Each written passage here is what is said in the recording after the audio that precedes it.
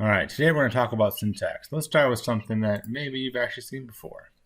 So the four basic classifications of sentences are simple, compound, complex, and compound complex. All right, so you can see all the definitions here. Like simple sentence, just like the name indicates, it's just one independent clause. Compound, two independent clauses. Complex, independent clause and subordinate clauses. And compound complex, that is two or more independent clauses and one or more subordinate. And we can memorize those things, and that's like great, but the really important part is being able to recognize and use these things, both in writing that you are analyzing and your own writing. So each of them have their strengths and their uses, but typically you want to have a combination of them. So a simple sentence, for example, really great for clarity. And so if you have, if you're making an argument or you have a big idea and you have a whole bunch of like compound sentences or complex sentences, stuff like that, longer sentences, and then all of a sudden you just put in a simple sentence. Well, what that does is that brings focus to that simple sentence because it stands out by contrast. And it says, this is my point, okay? The compound sentence, as it indicates, you can use that with slightly more complex ideas. It can get a little boring, a little list-like sometimes if you just have like all these independent clauses over and over again. But it's better than just having simple sentences all the time. A complex sentence is pretty common use where you have a subordinate clause and an independent clause. But again, using any of these too much can get repetitive. Of course, if you have more complex ideas and you're getting into more complexity, your sentence structure is probably going to reflect that as well. And so then compound complex, same thing. You have a really big idea that requires a lot of explaining. That might be a good sentence for it. But then, of course, you don't want to do that every time because then it becomes very cumbersome to read. So you throw in some simpler structures every now and then to break it up. And by contrast, like I said, with the simple sentence, make it stand out. All right, so then let's go to a loose or cumulative sentence. All right, so that's when the main clause is at the beginning of the sentence, and then you add those subordinate constructions afterwards. And so it is kind of a loose construction. All right, we say something, and then we're like, oh yeah, this. Oh yeah, that. Oh yeah, I forgot about this other thing. So your example here from Atwood, I stand outside it, feeling like a child who's been summoned at school to the principal's office. So she's adding things after that main clause, and it gives this idea of like, we're writing this or saying this for the first time. So it's a little bit more raw and underdeveloped, more informal.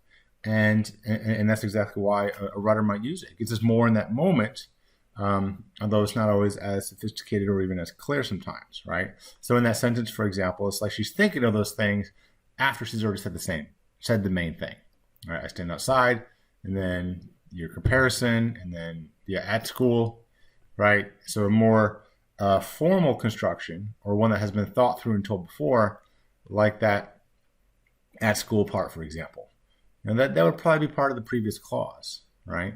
And same with to the principal's office, right? That might be part of the previous clause, right?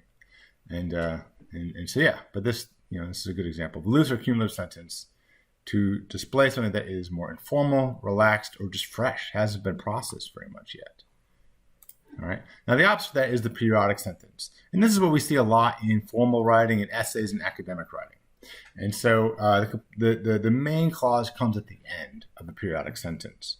And so period, right, is part of the definition. The idea is you're not entirely sure what the sentence is about until the period. Right? You don't have the closure until the period. And so this example here, you have a subordinate element first as we started to arrange the pieces on the board. And then we have our independence or main clause. I was startled by the sight of his crippled right hand. All right, and so it's a complex sentence, of course, but periodic has your independent clause, your main clause at the end. It's a good way of showing emphasis. It builds up an idea. It's more formal, right? And it's convoluted sentence.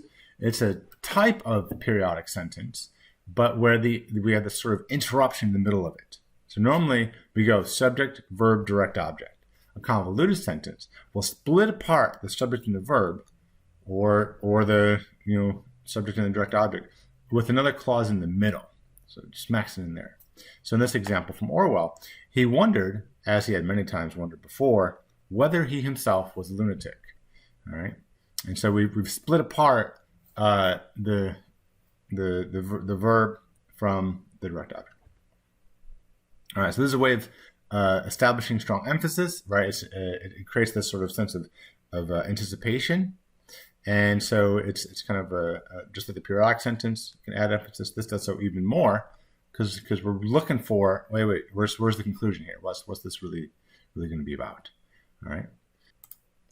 A balanced sentence. Well, it's exactly what it sounds like. You got two halves, similar form and functions, right? They're usually in parallel, and similar length, and they have similar importance, right? And so oftentimes in the middle, you'll have a colon or semicolon in order to divide it very equally in half, right? Rather than a conjunction, which might show one thing as being greater than the other, or vice versa. All right, so I understand how. I do not understand why. Two very simple things, balanced, right? And you can almost split the thing right in half. And of course, it's going to show, well, balance, show parallelism of idea or a similar strength of idea. It's one small step for man, one giant leap for mankind. Okay. Inverted word order. Well, we're used to, like I said, going subject, verb, object, right? That's natural word order. But sometimes, just by switching things up, we can add more emphasis, all right? Star Wars did this in order to show Yoda as being a creature of a different culture or a different time, really. He's quite old, right? The greatest teacher, failure is. Normally we say failure is the greatest teacher, but not Yoda. He likes inverted word order. No. We'll never get it out now. So certain are you? Always with you, it cannot be done.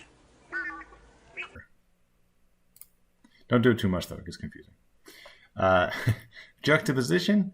It's just when you put two different things side by side, things that don't normally go together. And this can be done visually, like with servants and nobles, or the nurse and Juliet and Romeo and Juliet, but also with like style of speech. I should probably pull a quote from that. It's nice to meet you, Jazz. How do you do? I'm Mr. Banks. You got that right. Both visually, but also in the speech patterns, it was juxtaposed. And that creates an effect, right?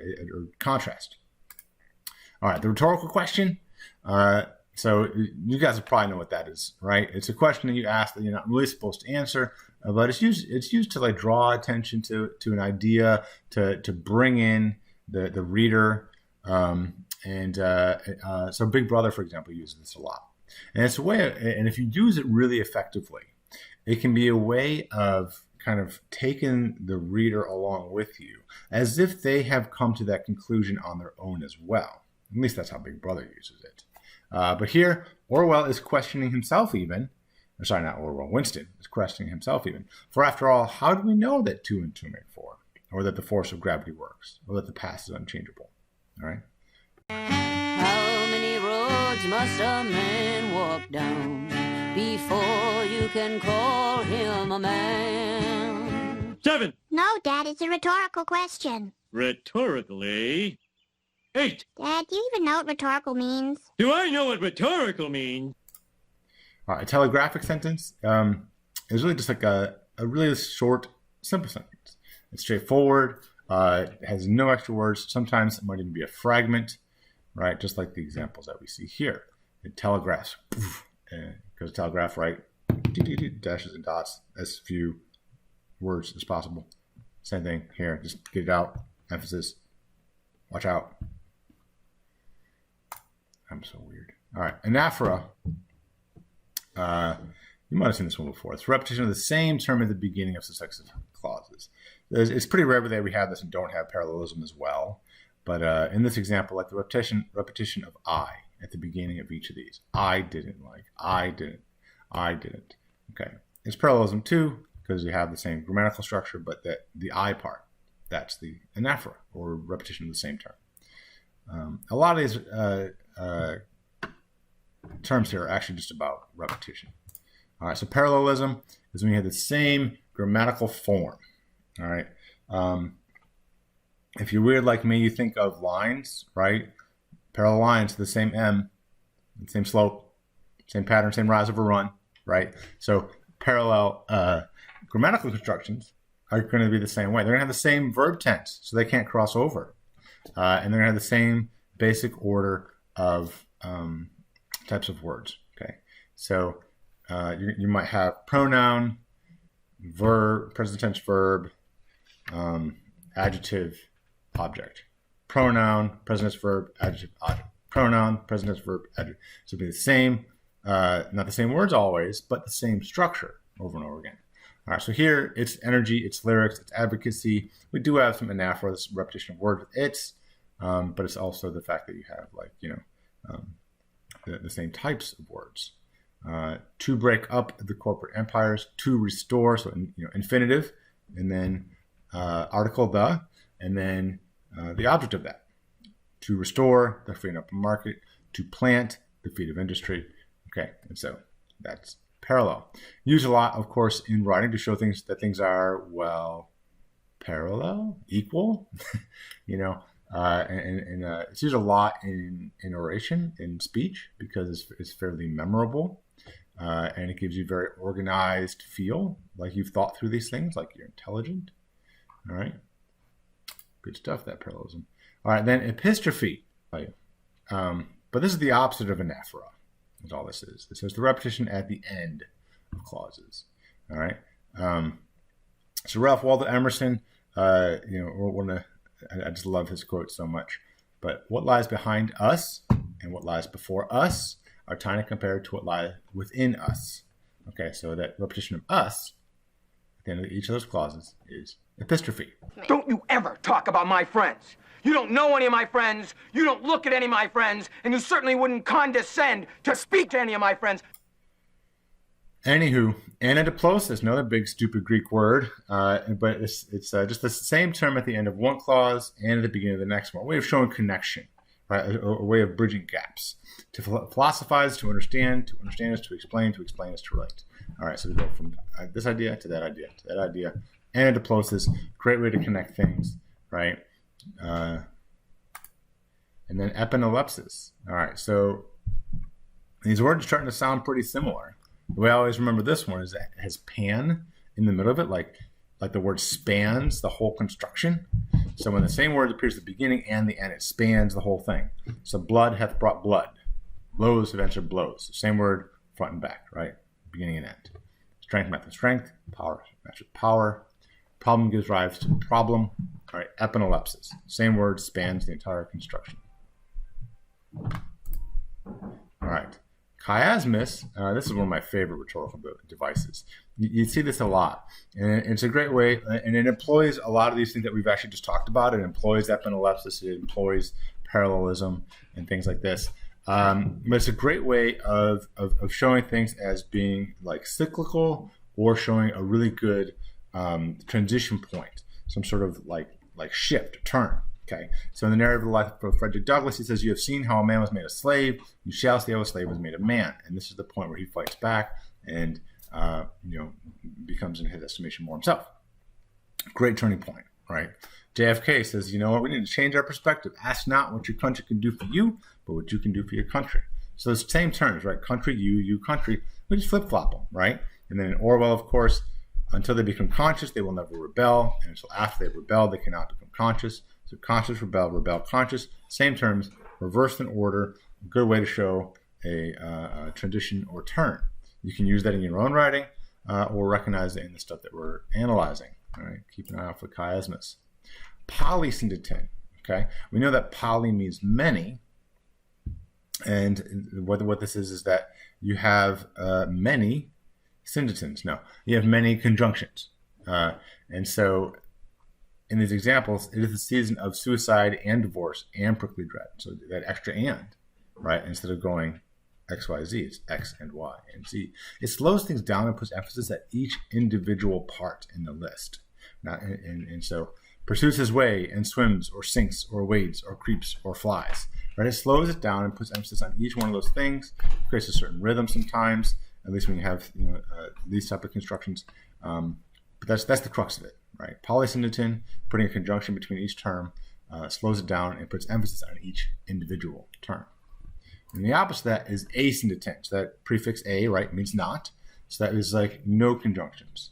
All right, so it speeds it up. We move right through the list without a conjunction, and it's a way of we're doing just that, speeding up the pace, but also taking the emphasis off of individual parts and putting it on the list as a whole.